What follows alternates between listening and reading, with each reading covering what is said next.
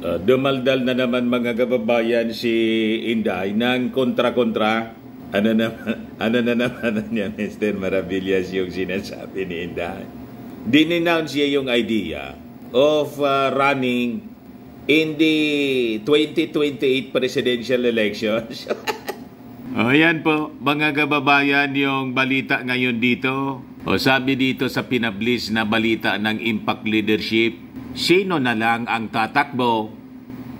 Presidential bets, Vice President Sara Duterte and Senator Raffy Tulfo denounced the idea of running for presidency in 2028 despite emerging as the top contenders in a Pulse Asia survey. Ayan pa, mga kababayan. Para niya, Mr. Maravillas, yung old saying na tulak ng bibig, kabig ng dibdib. Nagpapakipot lang niya, Mr. Maravillas, yata si Inday, pati si Raffy Tulfo. Ayan, sabi ni Inday po, napakalayo pa kasi ng 2028 para sa atin para natin pag-usapan sa ngayon. Ang ginagawa lang natin at ang kailangan nating gawin lahat, magtrabaho muna at mag-contribute sa nation building. Maligtad na talaga niya, Mr. Maravillas, yung mga pinagsasabi. Consistent po siya sa pagiging inconsistent. Kasi 3 months ago, iba yung sinasabi niya. Sabi naman po ni Tulfo, request ko lang po sa mga survey company, huwag yun na pong isama ang pangalan ko. Please lang. Nakikiusap po ako, especially sa 2028. Huwag nyo na po akong isama dyan because wala sa utak ko ang 2028. Para niya, Mr. Maravillas, pareho yung strategy ng dalawa. Yung style ni Maudix, no? Pakipot-kipot siya, tulak ng bibig, kabig ng dibdib, yung dalawa, para ibitin yung mga mamamayang Filipino. Yung naging strategy po ni Maudix noon. Pabitin-bitin para po na-excite yung mga tao. Pero si Inday po, consistent sa pagiging inconsistent. Kasi 3 months ago, iba yung sinasabi niya, nag-announce na siya po. Nakakandidato po siya. Yan po, na-publish siya sa iba-ibang mga pahayagan, sa Inquirer. Sabi diyan, BP Duterte declares she'll run again for office in the next elections. Kailan ito? Inquirer.net, January 23, 2024. Oya po. Duterte revealed her political plan during a flag raising ceremony in Barangay Bago, Galliera, Davao City on Monday, January 23, 2024. Nag-announce siya, mga kababayan. Sabi niya, narinig ko na sinabi ng aking kapatid, si Mayor Baste, at ng aking mas matandang kapatid, si Congressman Pulong, na hindi sila tatakbo. Baka hindi sila tatakbo sa susunod na eleksyon. Kaya narito ako sa iyong harap dahil mangangampanya ako sa inyo dahil tatakbo ako sa susunod na eleksyon. Duterte said in a speech in Bisaya. Duterte, however, did not specify what position she would be running for. Pressed for details, the office of the Vice President has not clarified Duterte's announcement but said that her visit to Barangay Bago, Galliera was spontaneous. The upcoming national and local elections are scheduled for May 25. However, Duterte's tenure as Vice President extends until 2028. Pagkatapos, sasabihin niya na napakalayo pa daw, mga kababayan, yung eleksyon. Kaya wag daw pag-usapan. napakalayo pa kasi ng 2028. Napakalayo pa pala, pero nag-announce siya na tatakbo. Pinik up po ng mga national dailies, pati ng Philippine Star. Philippine Star.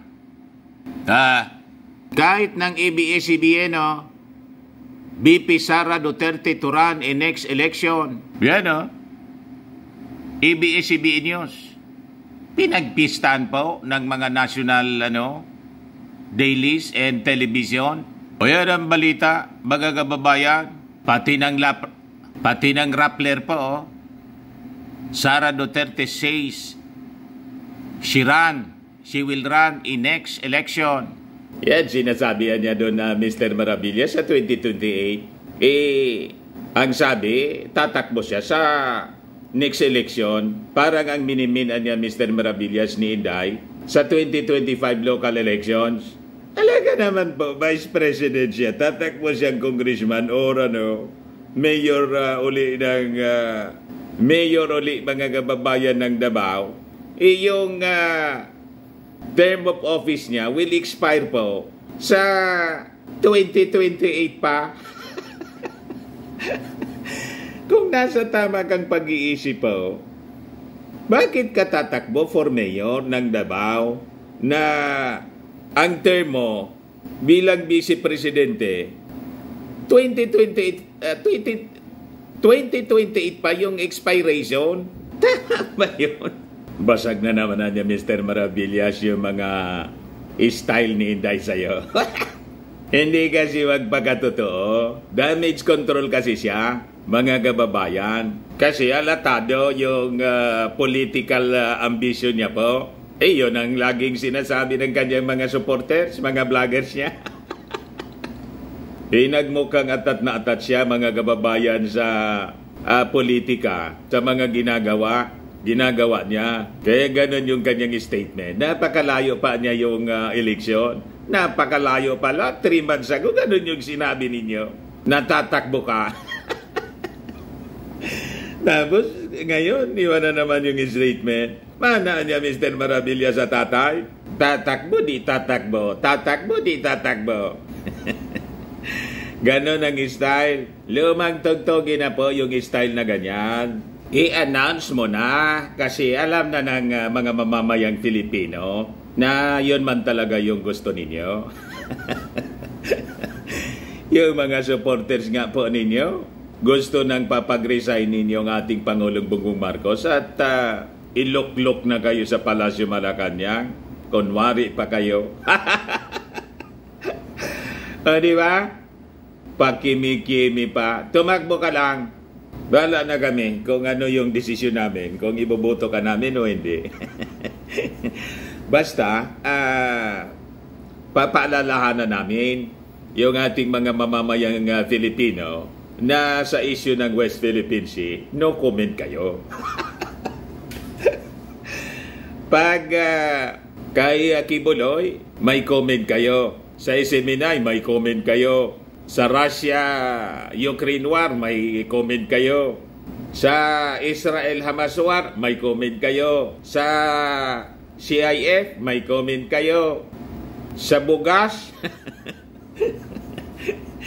may comment kayo. Pero dito sa West Philippine Sea, wala kayo comment. Maalala yan ng ating mga mamamayang Pilipino, siyempre. Tama pa? At sasabihin namin, mag-ingat tayo, mga kababayan. Sa totoo lang, mag-ingat po tayo sa tinatawag na Manchurian candidate. Ano niya, Mr. Maravillas, na Manchurian candidate.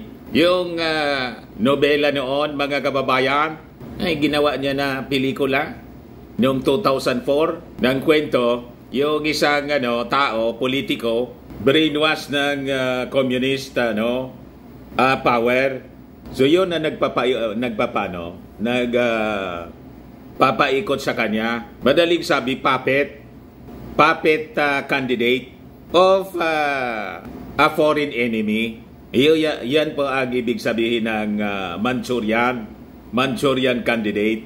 So, in this coming election po sa 2025, lalo na po sa 2028, ingat po kayo sa ganong uri ng mga politiko na ang pinaglilingkuran po, hindi man yung mga Filipino, kundi foreign power.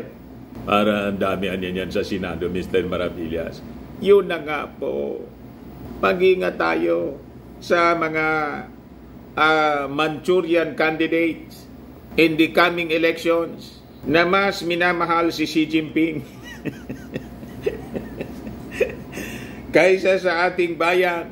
Madaling sabi, mga kandidatong Judas sa ating bayan, sa mamamayang Filipino. Ang dami ng Judas ngayon po. Proud pa sila. At wala nang hiya-hiya. Lantaran mga kababayan na dinidefend nila yung China. Nananakot pa sa atin.